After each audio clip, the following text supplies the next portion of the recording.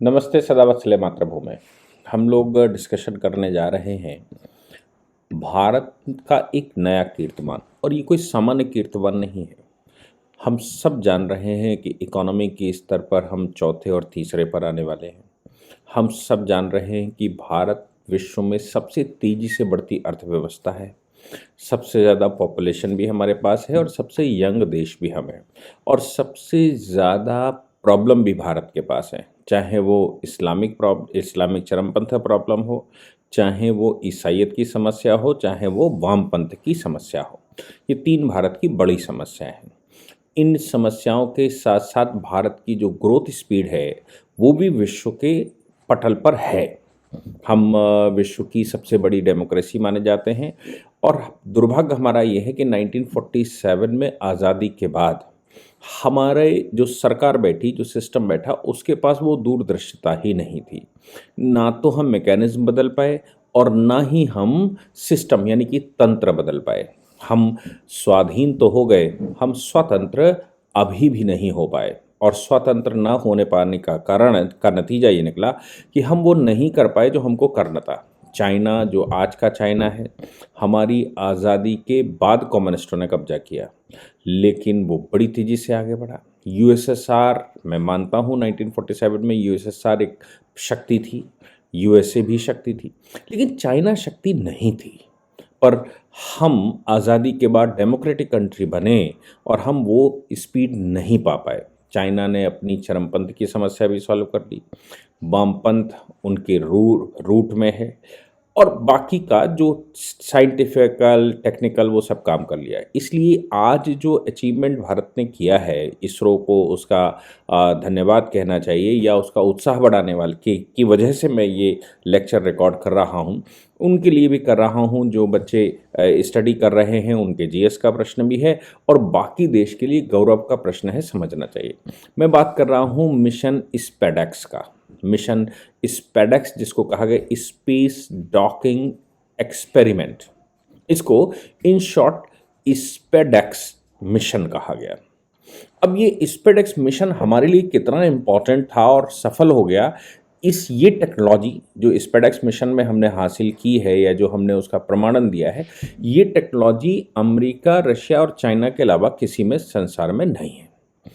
दो तीन टेक्नोलॉजियाँ जो कि स्पेस में आवश्यक हैं, जैसे स्पेस में अब हम स्पेस वॉर करने की स्थिति में हैं, यानी कि सैटेलाइट ख़त्म करने की, उसको उड़ाने की स्थिति में भी हैं, और उसका कचरा बटोरने की स्थिति में भी है।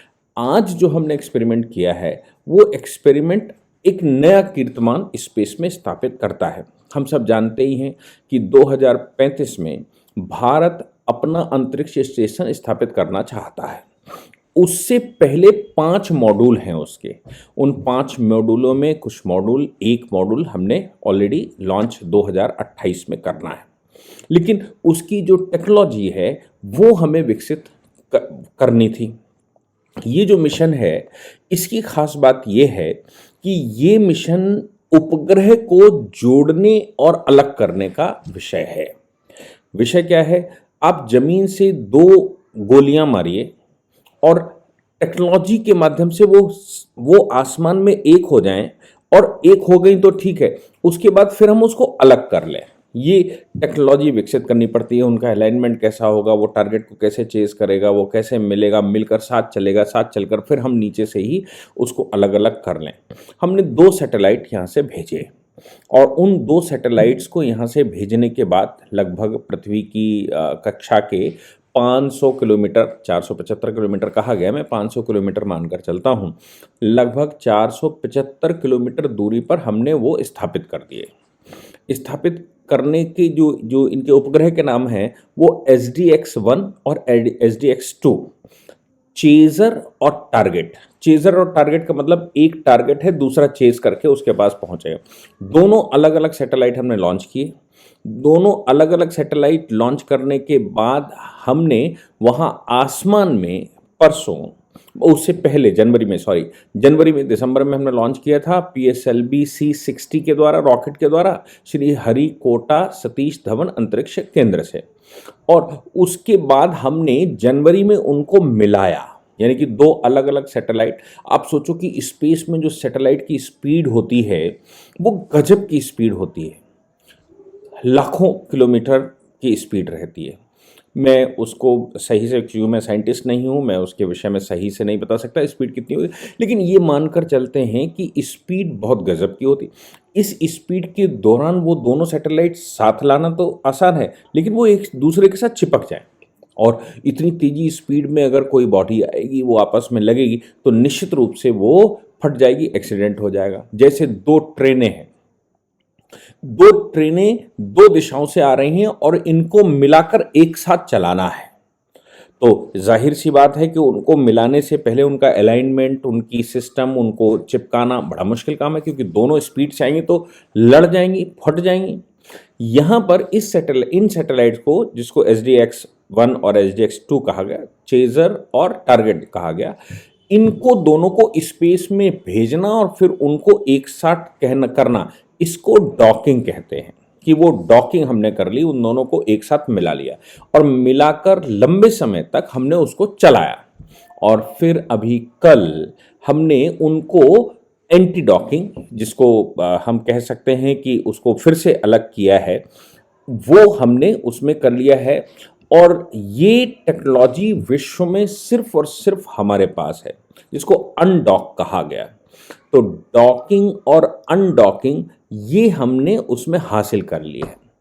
ये भारत के लिए स्पेस सेंटर जो हम बनाना चाहते हैं, या फिर हम चंद्रयान 4 भेजना चाहते हैं चंद्रमा की दूसरी कक्षा में, साउथर्न पोर्शन ना हमको दिखता है और ना ही साउथर्न पोर्शन पर किसी की रीच है। हमने चंद्रयान पहले भेजा था, साउथर्न पोर्शन पर वो पहुंचे थे, लेकिन अभी चंद्रयान 4 हम वहां भेजना चाहते हैं। तो अब हमारे पास टेक्नोलॉजी उस प्रकार की है कि हम इतनी दूरी पर जाकर उसको सिस्टमेटिक तरीके से कहीं कोलैबोरेट कर सकते हैं, या हम सैटेलाइट के माध्यम से वहां फिट कर सकते हैं, और दो अलग अलग सैटेलाइट भेजकर उनको एक साथ फंक्शनिंग के लिए, उनकी जुगलबंदी बनाने के लिए वहां इकट्ठा कर सकते हैं, और उसको हटाकर फिर से उनकी कक्षाओं में शिफ्ट कर सकते हैं। जैसा मैंने पहले कहा कि ये टेक्नोलॉजी संसार में सिर्फ 3 देशों में थी, भारत उसका चौथा देश बना है। मैंने लगातार कहा कि भारत में ना तो प्रतिभा की कमी है, ना साइंटिस्टों की कमी है, ना भारत में अप्रोच की कमी है। भारत में फंडिंग से हम मात खाते हैं, और दुर्भाग्य से भारत विकसित हम नहीं कर पाए। बहुत तेज़ी से दूसरे देश बढ़े, सिंगापुर हमारे साथ आया, हमारे साथ अलग हुआ, और बहुत सारे कंट्री, लेकिन वो कहाँ से कहाँ पहुँच गए। और भारत में जो सरकार बैठी वो केवल सरकार बैठी, उसके पास बुद्धिमत्ता और दूरदर्शिता थी ही नहीं। ढिंडोरे तो बहुत सारे पीटे गए। ये सारी चीज़ें करना तो शुरू किया गया मिशन, लेकिन मेरा मानना है कि उस समय करप्शन का भी बड़ा खेल रहा होगा। मेरा ये भी मानना है कि भारत सरकार वो उपक्रम स्थापित ही नहीं कर पाई। मेरा ये भी मानना है भारत के लोगों को गुलाम थे, उनको नौकर बनाने के लिए भारत में पढ़ाई लिखाई की गई कि वो नौकर बने, चाहे वो गूगल के नौकर बने, माइक्रोसॉफ्ट के नौकर बने, वो किसी कंपनी के नौकर बने, लेकिन वो नौकर बने। वो भारत जिसको कहा गया, जिसको भगवान श्री कृष्ण जब अर्जुन को भारत कहते हैं, जब ऋग्वेद में कई बार पुरुषों को भारत इस्तेमाल किया जाता है, भारत का मतलब होता है वो भारत का पुत्र जो भारत के लिए काम करना चाहता है। हमारे यहाँ लोगों को ऐसे भारत जो दूसरों के लिए काम करना चाहते हैं, अपना कोई काम स्थापित करना चाहते नहीं, और अगर चाहते भी हैं, करना शुरू भी करते हैं, तो वो कर नहीं पाते। यही कारण है कि भारत समृद्ध ही नहीं हो पाया। और अब मोदी सरकार के बैठने के बाद की खास बात यह है कि उन्होंने MSME सेक्टर, उन्होंने कंपनीज, उन्होंने बहुत सारी चीज़ें एक्सप्लोर करनी शुरू की, इन्वेस्टमेंट भारत में लाना शुरू किया, भारत में टेक्नोलॉजी का हब बनाने के लिए प्रयास करना शुरू किया, भारत में टेक्नो पार्क जैसे IITs के अंदर पार्क बनाए ताकि आम आदमी अपनी कंपनियों के लिए वहाँ से लाभ ले सके और यूनिकॉर्न भारत में बना सके। इसके साथ साथ भारत की जो कंपनियां थीं उनको सबलता दी, उनको काम दिया, टेक्नोलॉजी का विषय रहा तो हमने कंसल्टेंसी एजेंसियां हायर की संसार से। इससे पहले भारत में काम भी सब विदेशी कंपनियां ही किया करती थी मोस्टली। ये सब पिछले 10-11 साल का परिणाम है कि हम ये कर पा रहे हैं। फंड इसरो में अभी भी वो नहीं जा पा रहे हैं जो जाने चाहिए थे, लेकिन फिर भी फंड अगर हम 1947 के बाद जब या उसके बाद जब इसरो बना था तब से अगर हम फंड रिलीज करते तो भारत में प्रतिभा की बिल्कुल कमी नहीं है। परंतु देर आए दुरुस्त आए ऐसा कहना मुझे तो ठीक नहीं लगता, लेकिन हाँ ये ज़रूर है कि हम कुछ कर पा रहे हैं। हम टेक्नोलॉजी के क्षेत्र में भी विश्वगुरु की तरफ आगे बढ़ रहे हैं और वो बहुत सारी टेक्नोलॉजियाँ जो डिफेंस इस्तेमाल करती है, वो बहुत सारी टेक्नोलॉजियों को हम पढ़ना रीड करना सीख गए हैं। जिस समय आप ये सोचो भारत में बम फोड़ा गया, वो बम फोड़ते समय यूएस के सैटेलाइट उसको रीड नहीं कर पाए पोखरण में, और हम उनको रीड कर रहे थे कि उनका सैटेलाइट कैसे काम करता है। ये भी भारत की उपलब्धि ही है।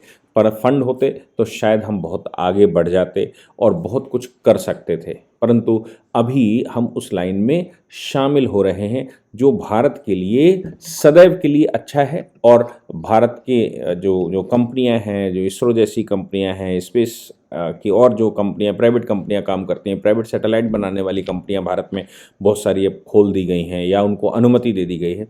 ये सब अब भारत के एसेट हैं जो संसार में भारत को प्रतिष्ठित करने के लिए अग्रसर हैं। कहीं समस्या अगर हो सकती है तो वो डेमोग्राफी की हो सकती है। जो समस्या भारत के लिए खड़ी हो रही है वो डेमोग्राफी बड़ी तेज़ी से चेंज हो रही है। इसलिए मैं लगातार कहता हूँ हिंदू बच्चों को जल्दी विवाह करना, और जल्दी विवाह करने की वजह से उनके आसानी से बच्चे हों। मैंने दोपहर में कहा था तो किसी ने मेरे से कहा कि हम 100 बच्चे पैदा कर देते हैं, आप उसकी परवरिश करिएगा। आप पैदा हुए तो भी परमात्मा ने ही दिया था, और मैं पैदा हुआ तो परमात्मा ने पहले से तय करके दिया था। मेरे बच्चे को भी परमात्मा ने पहले से तय करके दिया है कि वो क्या करे, वो कितना, मतलब उसकी परवरिश कैसे होगी। इसलिए इसकी चिंता 100 बच्चे पैदा कर देंगे, ये बेवकूफ़ी वाली बात है। और इस समृद्धता की वजह से, ये सोच की वजह से जम्मू कश्मीर खाली हुआ था, इसी सोच की वजह से केरला खाली हुआ, इसी सोच की वजह से बंगाल खाली हुआ, असम में समस्याएं चल रही, नॉर्थ ईस्ट में समस्याएं चल रही, क्योंकि डेमोग्राफी का इलाज सिर्फ डेमोग्राफी है। आदमी का इलाज आदमी है, लड़ाके का इलाज लड़ाका है, वो इलाज नहीं है। जिनके दिमाग में ये बात बैठी हुई कि 5 पांडवों ने ही पूरी कौरव सेना ख़त्म कर दी थी, वो बहुत गलत हैं। क्योंकि विश्व की उस समय सबसे स्ट्रांग सेना पांचाल की हुआ करती थी, और पांचाल पांडवों के साथ लड़ रहा था। पांचाल का राजकुमार पांडवों का उस समय सेनापति भी था। इसलिए ये कहना कि नहीं पांडवों ने ऐसा कर दिया था तो हम 136 करोड़ उन्होंने मार दिए थे तो हम भी ऐसा कर सकते हैं, मुझे लगता है कि अगर पांचाल की सेना उनके पास ना होती तो परिणाम कुछ और होते, क्योंकि सेना से सेना लड़ेगी, सेना से राजा नहीं लड़ेगा। याद रखिएगा कि अगर हमारी आबादी नहीं हम सुदृढ़ कर पाते हैं तो आज भारत के 10 भारत बने हुए हैं, भविष्य में और खतरे हो सकते हैं। और ये भी हो सकता है कि भारत लेबनान की तरह रास्ते पर चल जाए, सीरिया के रास्ते पर चल जाए। ये सीरिया ने 1400 साल तक लड़ाई करी, लेबनान तो 70 के दशक से जब उन्होंने शरण दी वहाँ फ़िलिस्तीनियों को, उसके बाद वो खुद ख़त्म हो गए। इसलिए मैं कहता हूँ कि ये जो भारत में लड़ाई हम स्पेस में और बहुत टेक्नोलॉजी हासिल कर लेंगे, लेकिन जब टेक्नोलॉजी हासिल करने के बाद उसको संभालने वाले हाथ ही नहीं होंगे या दूसरे हाथ होंगे तो क्या परिणाम होगा, ये भी विचार करना चाहिए। जय हिंद, जय भारत, वंदे मातरम।